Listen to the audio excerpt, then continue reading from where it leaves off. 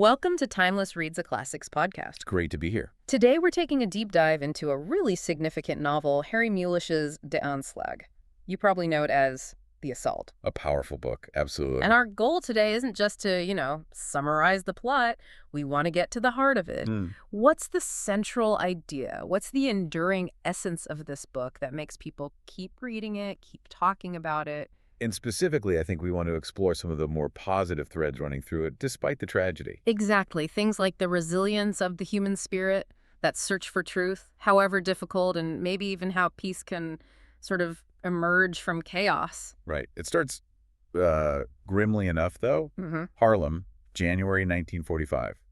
The war is almost over, but things are bleak. Yeah, Mulisch paints this picture so vividly. The Steenwijk family parents, two sons, Peter and Anton. And the details: frozen pipes, making tea from melted snow. Oh, and the mother unraveling a sweater for the wool. It just speaks volumes about the scarcity, the desperation. It really grounds you in that specific time and place. It feels very real, very domestic, but shadowed by the war. You feel that fragility, don't you? They're just trying to keep things normal. And then, bam.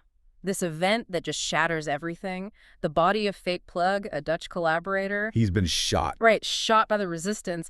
And his body is moved, placed right in front of the Steenwijk's house by their neighbors. The court of eggs, the father and daughter. It seems so random, so arbitrary at first glance. But the consequences are immediate and horrific. The Germans arrive. Swift, brutal retaliation. They execute Anton's parents, his older brother Peter, burn the house down. And Anton, who's only 12, he's just taken away. His entire world destroyed in, what, minutes? Hours? It's utterly devastating. And in the middle of all that chaos, during his brief detention, there's this strange encounter. Yes.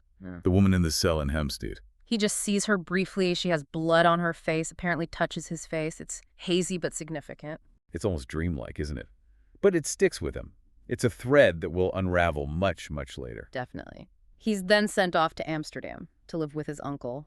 And that's the start of his life, really, defined by this single catastrophic night. And the book follows him, doesn't it? Yeah. Through different stages: student life in the 50s, marriages, his career as an anesthesiologist. He builds a life, a successful one on the surface. But the assault, that night, it's always there, lurking, even if he actively tries to avoid confronting it, at least initially. Yeah, he sort of compartmentalizes it. But then there are these moments where the past forces its way back in. Like in 1952 when he ends up at a party back in Harlem. Right, and he goes to see the site of his old house. And it's just nothing. An empty lot overgrown with weeds. Such a powerful image of loss, of erasure. And he tries to find his old neighbors, the Buymers, looking for answers, maybe. He learns the Cordowegs, the ones who moved the body that they just left after the war. Yeah. Disappeared without a word. Adds another layer of mystery, doesn't it? It just reinforces this sense that he doesn't know the full story. He needs to understand. Exactly. It's this undercurrent, this pull towards understanding, even if it's painful. The narrative structure really emphasizes that, with these chance encounters years apart, each revealing another fragment. It feels like the truth is almost pursuing him, in a way. One really tense encounter is in 1956, student riots in Amsterdam. And he bumps into Fake Plug's son, also named Fake. Wow, talk about confronting the past. And their conversation is just raw. Totally opposing views of the war, of guilt, of who was right or wrong. Fake Jr. defends his father, blames the communists. While Anton's family were victims of the fascists his father supported, it really lays bare the complexity, the lack of easy answers. No black and white. No, it shows how deep those divisions ran and how differently people experienced and remembered the same events. It complicates things for Anton, surely. Absolutely. It challenges any simple narrative of victimhood. Then years later again, 1966, a funeral. And another chance encounter, this time with Cora Takes. The resistance fighter, who was actually there that night, involved in Plug's assassination. And Takes just drops this bombshell. He reveals the truth, that Plug's body was deliberately put in front of Anton's house. By Cake's comrade, Truus Koster. They hoped the Germans would retaliate against the Steenwijks, who seemed less involved, instead of others nearby. Oh my God. So it wasn't random. Not entirely. It was a calculated risk, a desperate choice made by the resistance in the heat of the moment. A tragic miscalculation, ultimately. That must have completely shifted Anton's understanding. From random victim to, well, something else. A consequence of a deliberate act, however well-intentioned or desperate. And then takes Keynes reveals something else. The woman. The woman in the cell. Was Truus Koster, the one who shot Plug. She'd touched Anton's face with her bloody hands right after the assassination. Incredible. That fleeting, mysterious image finally connects. It connects everything. The violence, the resistance, his own trauma, all embodied in that one brief, remembered touch. It's a profound moment of revelation. It forces him to see the resistance not just as heroic, but as complex, making impossible choices with devastating fallout. Yeah, I'd add so many shades of gray. And the pieces keep falling into place. Even later, 1981, he's at a peace demonstration. And runs into Corinne Korteweg, the daughter who helped her father move the body all those years ago. Finally, her perspective. She confirms her father moved the body, out of fear, mostly.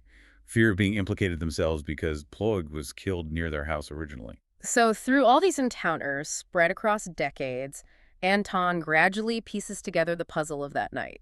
Moving from unknowing, or perhaps willful ignorance, to a much fuller, though still incredibly painful understanding. So when we try to pin down the main idea, the essence, what are we looking at? Well, it's definitely about the inescapable influence of the past, isn't it? How one event can ripple through an entire life. And the complexities of guilt, responsibility. Who's truly responsible? The assassins, the neighbors, the occupiers, history itself. Resists easy answers there. And the role of chance, or maybe perceived chance, versus deliberate action. It seems like Anton's whole life becomes this journey, maybe not even a conscious one at first, towards confronting and understanding that trauma. I think that's right. The essence is in that quest. The quest for truth, for meaning, after something so senseless. And the novel seems to suggest that, you can't erase the scars. The past is always part of you. But understanding it, confronting it, integrating it, that's the path towards maybe not closure, but some kind of peace, acceptance perhaps. So despite the immense tragedy, there is this thread of resilience. Anton does build a life. He does eventually face the truth. Yes, his journey shows a gradual move towards acceptance, towards making some kind of sense of the senseless. It's about the human spirit's capacity to endure and seek understanding. It's a really profound exploration. It truly is. Well, thank you for joining us for this deep dive into Harry Mulisch's De Aanslag here on Timeless Reads a Classics podcast. It's a book that certainly stays with you. We hope exploring it together has shed some light on its power and its enduring themes. Memory, truth, responsibility, how a single event echoes through time. We hope you found this exploration insightful. It really makes you think about how history shapes individual lives. If you enjoyed this deep dive, please do like, subscribe, and maybe leave a comment. We'd genuinely love to hear your thoughts on the assault. Yeah, let us know what you think. Until our next Timeless Read, farewell. Farewell.